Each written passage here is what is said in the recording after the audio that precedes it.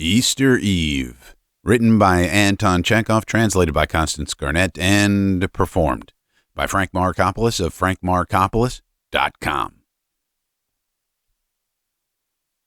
I was standing on the bank of the river Goltva, waiting for the ferry boat from the other side.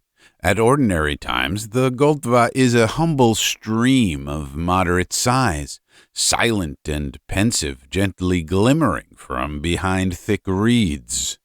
But now, a regular lake lay stretched out before me. The waters of spring, running riot, had overflowed both banks and flooded both sides of the river for a long distance, submerging vegetable gardens, hayfields, and marshes, so that it was no unusual thing to meet poplars and bushes sticking out above the surface of the water and looking in the darkness like grim, solitary crags. The weather seemed, to me, magnificent. It was dark, yet I could see the trees, the water, and the people. The world was lighted by the stars, which were scattered thickly all over the sky. I don't remember ever seeing so many stars. Literally, one could not have put a finger in between them. There were some as big as a goose's egg, others tiny as hemp seed. They had come out for the festival procession, every one of them, little and big, washed, renewed, and joyful, and every one of them was softly twinkling its beams. The sky was reflected in the water. The stars were bathing in its dark depths and trembling with the quivering eddies. The air was warm and still. Here and there, far away on the further bank in the impenetrable darkness, several bright red lights were gleaming. A couple of paces from me, I saw the dark silhouette of a peasant in a high hat, with a thick, knotted stick in his hand. "How long the ferryboat is in coming," I said. "It is time it was here," the silhouette answered. "You are waiting for the ferryboat too?" "No, I am not," yawned the peasant. "I am waiting for the illumination. I should have gone, but to tell you the truth, I haven't the 5 kopecks for the ferry." "I'll give you the 5 kopecks. No. I humbly thank you. With that 5 kopecks, put up a candle for me over there in the monastery. That will be more interesting, and I will stand here. What can it mean? No ferry boat, as though it had sunk in the water." The peasant went up to the water's edge, took the rope in his hands, and shouted, "Ieronym! Ieronym!" As though in answer to his shout, the slow peal of a great bell floated across from the further bank. The note was deep and low, as from the thickest string of a double bass. It seemed as though the darkness itself had hoarsely uttered it. At once there was the sound of a cannon shot.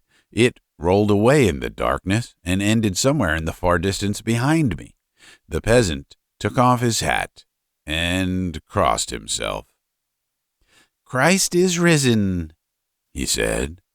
Before the vibrations of the first peal of the bell had time to die away in the air, a second sounded.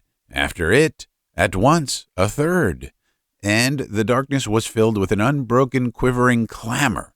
Near the red lights, fresh lights flashed, and all began moving together and twinkling restlessly. "Ieronym!" we heard a hollow, prolonged shout. "They are shouting from the other bank," said the peasant. "So there is no ferry there either. Our Ieronym has gone to sleep." The lights and the velvety chimes of the bell drew one towards them. I was already beginning to lose patience and to grow anxious, but behold, at last, staring into the dark distance, I saw the outline of something very much like a gibbet. It was the long-expected ferry. It moved towards us with such deliberation that if it had not been that its lines grew gradually more definite, one might have supposed that it was standing still or moving to the other bank. "Make haste, Ieronym!" shouted my peasant. "The gentleman's tired of waiting." The ferry crawled to the bank, gave a lurch, and stopped with a creak. A tall man in a monk's cassock and a conical cap stood on it, holding the rope. "Why have you taken so long?" I asked, jumping upon the ferry. "Forgive me, for Christ's sake," Ieronym answered gently. "Is there no one else?" "No one." Ieronym took hold of the rope in both hands, bent himself to the figure of a mark of interrogation, and gasped. The ferry boat creaked and gave a lurch. The outline of the peasant in the high hat began slowly retreating from me, so the ferry was moving off. Ieronym soon drew himself up and began working with one hand only. We were silent, gazing towards the bank to which we were floating. There, the illumination for which the peasant was waiting had begun. At the water's edge, barrels of tar were flaring like huge campfires. Their reflections, crimson as the rising moon, crept to meet us in long, broad streaks. The burning barrels lighted up their own smoke and the long shadows of men flitting about the fire, but further to one side, and behind them from where the velvety chime floated, there was still the same unbroken, black gloom. All at once, cleaving the darkness, a rocket zigzagged in a golden ribbon up the sky. It described an arc, and, as though broken to pieces against the sky, was scattered, crackling into sparks. There was a roar from the bank like a faraway hurrah. "How beautiful," I said. "Beautiful beyond words," sighed Ieronym. "Such a night, sir. Another time, one would pay no attention to the fireworks, but today one rejoices in every vanity. Where do you come from?" I told him where I came from. "To be sure, a joyful day today," Ieronym went on in a weak sighing tenor like the voice of a convalescent. "The sky is rejoicing, and the earth and what is under the earth, all the creatures are keeping holiday. Only, tell me, kind sir, why, even in the time of great rejoicing, a man cannot forget his sorrows?" I fancied that this unexpected question was to draw me into one of those endless religious conversations which bored and idle monks are so fond of. I was not disposed to talk much, and so I only asked, "What sorrows have you, father?" "As a rule, only the same as all men, kind sir, but today a special sorrow has happened in the monastery. At Mass, during the reading of the Bible, the monk and deacon, Nikolai, died." "Well, it's God's will," I said, falling into the monastic tone. "We must all die. To my mind, you ought to rejoice indeed. They say if anyone dies at Easter, he goes straight to the kingdom of heaven." "That's true." We sank into silence. The figure of the peasant in the high hat melted into the lines of the bank. The tar barrels were flaring up more and more. "The Holy Scripture points clearly to the vanity of sorrow, and so does reflection," said Ieronym, breaking the silence. "But why does the heart grieve and refuse to listen to reason? Why does one want to weep bitterly?" Ieronym shrugged his shoulders, turned to me, and said quickly, "If I died, or anyone else, it would not be worth notice, perhaps, but you see, Nikolai is dead. No one else but Nikolai. Indeed, it is hard to believe that he is no more. I stand here on my ferry boat, and every minute I keep fancying that he will lift up his voice from the bank. He always used to come to the bank and call to me that I might not be afraid on the ferry. He used to get up from his bed at night on purpose for that. He was a kind soul. My God, how kindly and gracious. Many a mother is not so good to her child as Nikolai was to me. Lord, save his soul." Ieronym took hold of the rope, but turned to me again at once. "And such a lofty intelligence, Your Honor," he said in a vibrating voice. "Such a sweet and harmonious tongue, just as they will sing immediately at early masses. Oh, lovely, oh, sweet is thy voice." Besides all other human qualities, he had, too, an extraordinary gift. "What gift?" I asked. The monk scrutinized me, and as though he had convinced himself that he could trust me with a secret, he laughed good-humoredly. "He had a gift for writing hymns of praise," he said. "It was a marvel, sir. You couldn't call it anything else. You would be amazed if I tell you about it. Our Father Archimandrite comes from Moscow. The Father Subprior studied at the Kazan Academy. We have wise monks and elders, but would you believe it? No one could write them, while Nikolai, a simple monk, a deacon, had not studied anywhere and had not even any outer appearance of it, but he wrote them. A marvel, a real marvel."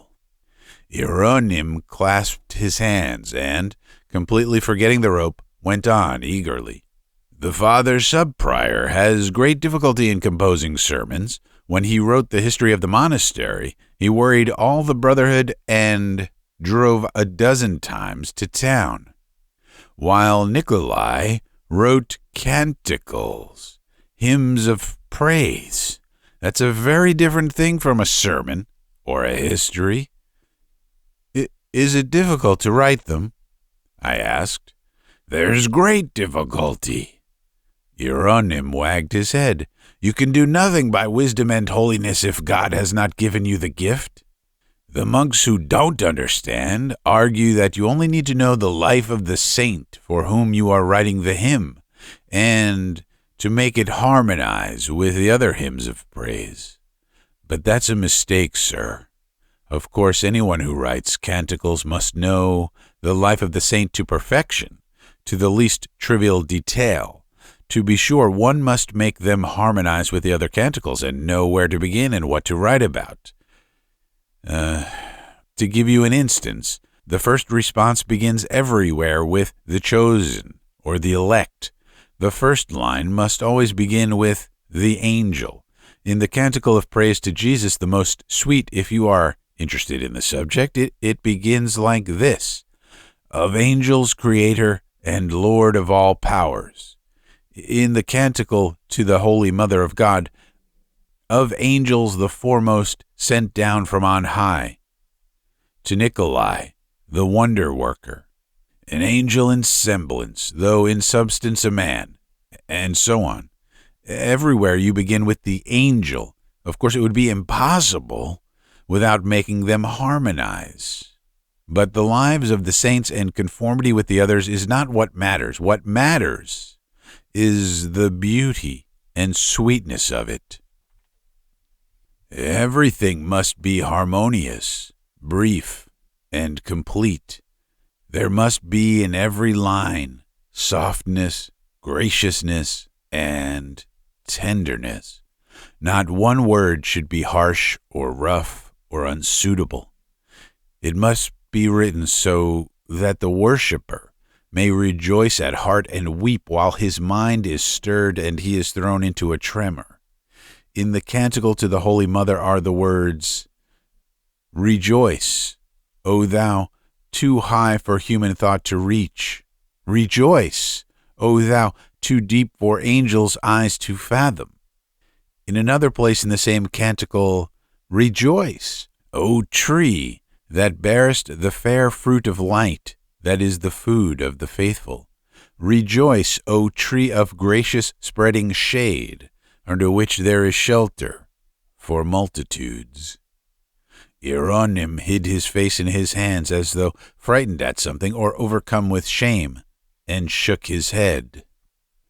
Tree that bearest the fair fruit of light, tree of gracious spreading shade, he muttered. To think that a man should find words like those. Such a power is a gift from God. For brevity, he packs many thoughts into one phrase, and how smooth and complete it all is. Light radiating torch to all that be, comes into the canticle to Jesus the most sweet. Light radiating. There is no such word in conversation or in books, but you see, he invented it. He found it in his mind. Apart from the smoothness and grandeur of language, sir, every line must be beautified in every way. There must be flowers and lightning and wind and sun and all the objects of the visible world. And every exclamation ought to be put so as to be smooth and easy for the ear. Rejoice, thou flower of heavenly growth, comes in the hymn to Nikolai the wonder worker. It's not simply heavenly flower, but flower of heavenly growth. It's smoother so, and sweet to the ear. That was just as Nikolai wrote it, exactly like that. I can't tell you how he used to write. Well, in that case it is a pity he is dead, I said. But let us get on farther, or we shall be late. Ieronym started and ran to the rope. They were beginning to peal all the bells. Probably the procession was already going on near the monastery, for all the dark space behind the tar barrels was now dotted with moving lights. Did Nikolai print his hymns? I asked Ieronym. How could he print them? He sighed. And indeed it would be strange to print them. What would be the object? No one in the monastery takes any interest in them. They don't like them. They knew Nikolai wrote them, but they let it pass unnoticed. No one esteems new writings nowadays, sir. Were they prejudiced against him? Yes, indeed. If Nikolai had been an elder, perhaps the brethren would have been interested, but he wasn't 40, you know. There were some who laughed and even thought his writing a sin. What did he write them for? Chiefly for his own comfort. Of all the brotherhood, I was the only one who read his hymns. I used to go to him in secret, that no one else might know of it, and he was glad that I took an interest in them. He would embrace me, stroke my head, speak to me in caressing words, as to a little child. He would shut his cell, make me sit down beside him, and begin to read. Ieronym left the rope and came up to me. We were dear friends in a way, he whispered, looking at me with shining eyes. Where he went, I would go. If I were not there, he would miss me. And he cared more for me than for anyone, and all because I used to weep over his hymns. It makes me sad to remember. Now I feel just like an orphan. Or a widow. You know, in our monastery, they are all good people, kind and pious, but there is no one with softness and refinement. They are just like peasants. They all speak loudly and tramp heavily when they walk. They are noisy. They clear their throats. But Nikolai always talked softly, caressingly, and if he noticed that anyone was asleep or praying, he would slip by like a fly or a gnat. His face was tender, compassionate. Ieronym heaved a deep sigh and took hold of the rope again. We were by now approaching the bank. We floated straight out of the darkness and stillness of the river into an enchanted realm full of stifling smoke, crackling lights, and uproar. By now, One could distinctly see people moving near the tar barrels. The flickering of the lights gave a strange, almost fantastic expression to their figures and red faces. From time to time, one caught among the heads and faces a glimpse of a horse's head, motionless, as though cast in copper. "They'll begin singing the Easter hymn directly," said Ieronym, "and Nikolai is gone. There is no one to appreciate it. There was nothing written dearer to him than that hymn. He used to take in every word. You'll be there, sir, so notice what is sung. It takes your breath away." "Won't you be in church then?" "I can't. I have to work the ferry." "But won't they relieve you?" "I don't know. I ought to have been relieved at 8, but as you see, they don't come. And I must own, I should have liked to be in the church." "Are you a monk?" "Yes. That is, I am a lay brother." The ferry ran into the bank and stopped. I thrust a 5-kopeck piece into Ieronym's hand for taking me across and jumped on land. Immediately a cart with a boy and a sleeping woman in it drove creaking onto the ferry. Ieronym, with a faint glow from the lights on his figure, pressed on the rope, bent down to it, and started the ferry back. I took a few steps through the mud, but a little farther walked on a soft, freshly trodden path. The path led to the dark monastery gates that looked like a cavern through a cloud of smoke, through a disorderly crowd of people, unharnessed horses, carts, and chaises. All this crowd was rattling, snorting, laughing, and the crimson light and wavering shadows from the smoke flickered over it all. A perfect chaos. And in this hubbub, the people yet found room to load a little cannon and to sell cakes. There was no less commotion on the other side of the wall in the monastery precincts, but there was more regard for decorum and order. Here there was a smell of juniper and incense. They talked loudly, but there was no sound of laughter or snorting. Near the tombstones and crosses, people pressed close to one another with Easter cakes and bundles in their arms. Apparently many had come from a long distance for their cakes to be blessed, and now were exhausted. Young lay brothers, making a metallic sound with their boots, ran busily along the iron slabs that paved the way from the monastery gates to the church door. They were busy and shouting on the belfry, too. "What a restless night," I thought. "How nice."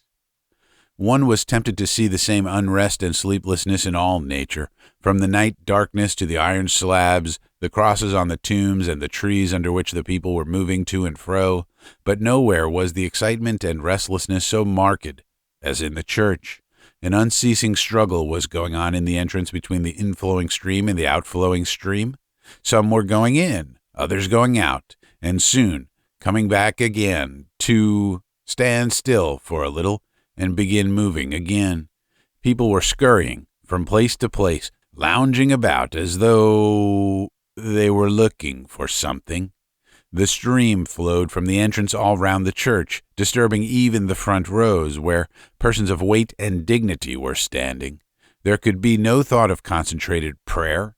There were no prayers at all, but a sort of continuous, childishly irresponsible joy, seeking a pretext to break out and vent itself in some movement, even in senseless jostling and shoving. The same unaccustomed movement is striking in the Easter service itself.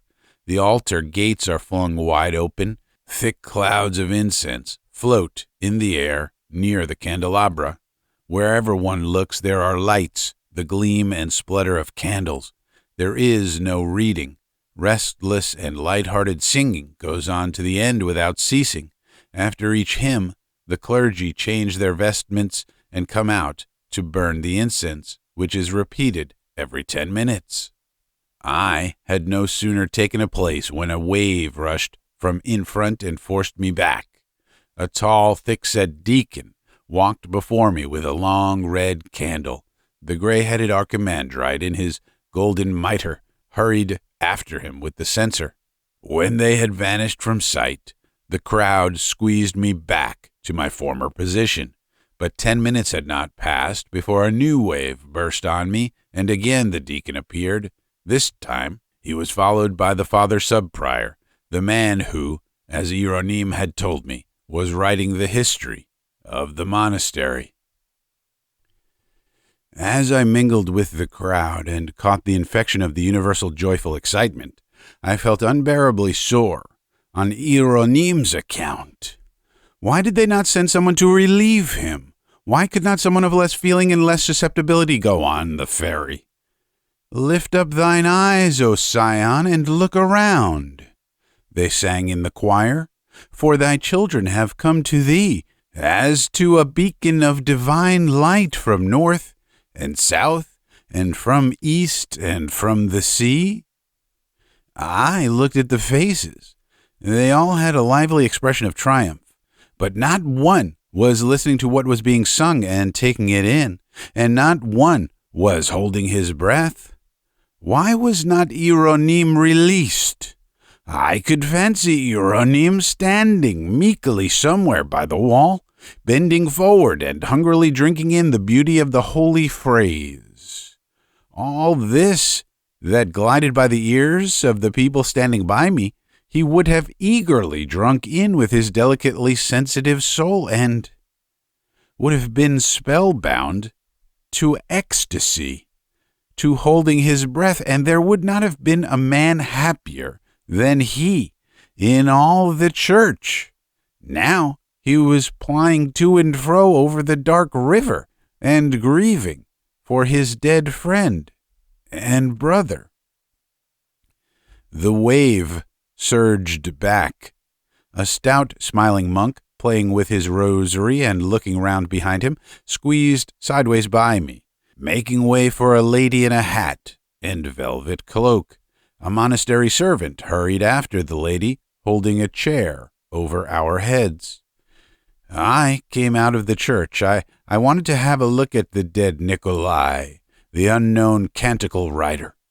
I walked about the monastery wall, where there was a row of cells, peeped into several windows, and, seeing nothing, came back again. I do not regret now that I did not see Nikolai. God knows, perhaps if I had seen him, I should have lost the picture my imagination paints for me now. I imagine the lovable, poetical figure, solitary and not understood, who went out at nights to call to Ieronym over the water and filled his hymns with flowers, stars, sunbeams, as a pale, timid man with soft, mild, melancholy features. His eyes must have shone not only with intelligence, but with kindly tenderness and that hardly restrained, childlike enthusiasm which I could hear in Ieronym's voice when he quoted to me passages from the hymns. When we came out of church after Mass, it was no longer night. The morning was beginning. The stars had gone out, and the sky was a morose, grayish blue. The iron slabs, the tombstones, and the buds on the trees were covered with dew. There was a sharp freshness in the air. Outside the precincts, I did not find the same animated scene as I had beheld in the night. Horses and men looked exhausted, drowsy, scarcely moved, while nothing was left of the tar barrels but heaps of black ash. When anyone is exhausted and sleepy, he fancies that nature, too, is in the same condition. It seemed to me that the trees and the young grass were asleep. It seemed as though even the bells were not pealing so loudly and gaily as at night. The restlessness was over, and of the excitement nothing was left but a pleasant weariness, a longing for sleep and warmth. Now I could see both banks of the river. A faint mist hovered over it in shifting masses. There was a harsh, cold breath from the water. When I jumped onto the ferry, a chaise with some 24 men and women were standing on it already. The rope, wet and, as I fancied, drowsy, stretched far away across the broad river and in places disappeared in the white mist. Christ is risen. Is there no one else? asked a soft voice. I recognized the voice of Ieronym. There was no darkness now to hinder me from seeing the monk. He was a tall, narrow-shouldered man of 35, with large, rounded features, with half-closed, listless-looking eyes, and an unkempt, wedge-shaped beard. He had an extraordinarily sad and exhausted look. "They have not relieved you yet?" I asked in surprise. "Me?" he answered, turning to me his chilled and dewy face with a smile. "There is no one to take my place now till morning. They'll all be going to the Father Archimandrites to break the fast directly." With the help of a little peasant in a hat of reddish fur that looked like the little wooden tubs in which honey is sold, he threw his weight on the rope. They gasped simultaneously, and the ferry started. We floated across, disturbing on the way the lazily rising mist. Everyone was silent. Ieronym worked mechanically with one hand. He slowly passed his mild, lusterless eyes over us. Then his glance rested on the rosy face of a young merchant's wife with black eyebrows, who was standing on the ferry beside me, silently shrinking from the mist that wrapped her about. He did not take his eyes off her face all the way. There was little that was masculine in that prolonged gaze. It seemed to me that Ieronym was looking in the woman's face for the soft and tender features of his dead friend. The end. You've been listening to a short story entitled Easter Eve. It was written by Anton Chekhov, translated by Constance Garnett, and performed by Frank Marcopolos. The story and its translation are both in the public domain. The performance is copyright 2021 by Frank J. Marcopolos. It was recorded at the Bookquarium Recording Studio. For more, please see frankmarcopolos.com. That's frankmarcopolos.com. As always, I thank you for your time, and I thank you for your attention.